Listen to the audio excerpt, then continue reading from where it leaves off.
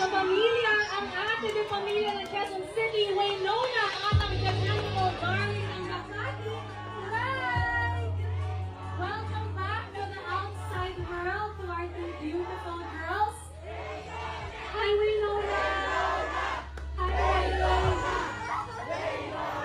Oo, napakarami pong tao naghihintay dito sa labas ng bahay ni Kuya para sa mga. But I just have to ask you girls if you can describe ang inyong PBB journey in one word. Ano yun? Ikaw na yun.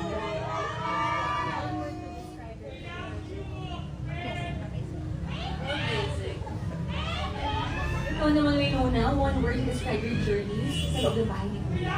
Eventful.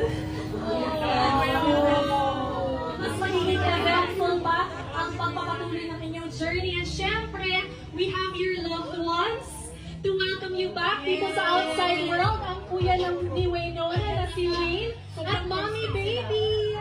We're right. Thank you so much for sharing your story with us. Pero mamaya, we'll hear more from them sa kanilang unang-unang sit-down interview kasama nila Alexa at Mavi sa PBB Kongag 2.0, the online version. Don't miss it.